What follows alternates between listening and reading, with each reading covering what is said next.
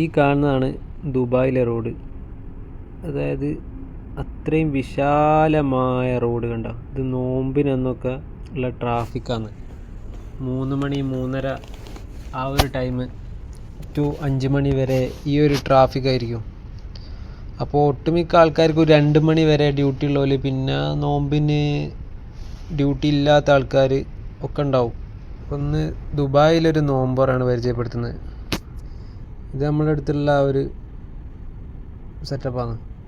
അപ്പോൾ നമ്മൾ ആൾക്കാരൊക്കെ വരുന്നതിന് മുമ്പ് ഈ ഒരു റൂമിൻ്റെ ഉള്ളിലായിട്ടാണ് നോമ്പ് തുറക്കുള്ള കാര്യങ്ങളൊക്കെ സെറ്റിൽ ചെയ്തത്.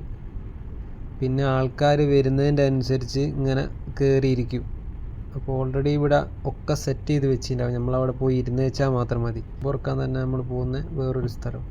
എല്ലായിടത്തിലും ഈ ഒരു സെറ്റപ്പ് തന്നെയാണ്. പിന്നെ ഇവിടുത്തെ ഒരു പ്രത്യേകത എന്ന് വെച്ചാൽ അത്യാവശ്യം നല്ല രീതിയിൽ ക്വാണ്ടിറ്റി ഉണ്ടാവും. ചോറ്, ആപ്പിള്, ലബനപ്പ്, കാരക്ക, വെള്ളം, ജ്യൂസ്. ഇപ്പോൾ പല ദിവസവും ദുബായിൽ നോമ്പറാന്ന് വെച്ചാൽ എല്ലാ മതത്തിൽപ്പെട്ട ആൾക്കാരും ഉണ്ടാവും. ഇതേപോലെ അത് വേറൊരു ഏരിയ, അതൊരു ഓപ്പൺ ഏരിയ, ഒരു പള്ളി. ഇത് നോമ്പ് കഴിഞ്ഞിട്ട് പോസ്റ്റ് ചെയ്യാമെന്ന് വിചാരിച്ചിട്ടാണ് ഇത് ഇത്രയും കാലം പോസ്റ്റ് ചെയ്യേണ്ടത്. അപ്പോൾ ഇത് വേറൊരു ടെൻറ്റ് എന്ന് പറയാം.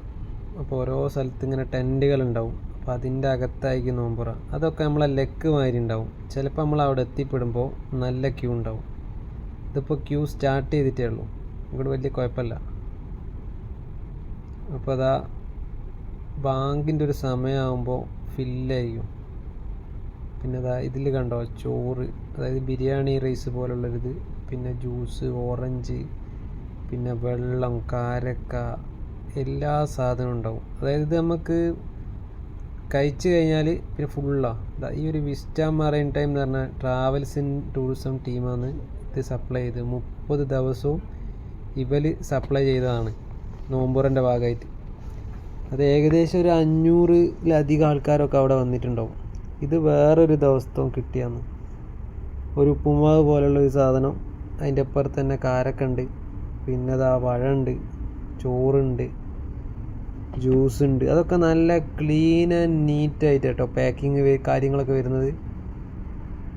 അതായത് ഇവിടെ എന്ന് വെച്ചാൽ ആർക്കും, അതായത് പിന്നെ ഈ മുസ്ലിംസ് മാത്രമെന്നല്ല, ഏത് ആളായിക്കോട്ടെ അവിടെ വന്നാൽ അവിടെ ഭക്ഷണം കിട്ടും. ഇത് ലാസ്റ്റ് ഇതാ കൈ തോത്താനുള്ള മറ്റേതില്ല, നല്ല സ്മെല്ലുള്ളൊരു സാധനം, ടിഷ്യൂ. പിന്നെ അതാ ചോറ്, 1/2 ലിറ്ററിൻ്റെ വെള്ളം. അതായത് നമുക്ക് എല്ലാ സാധനവും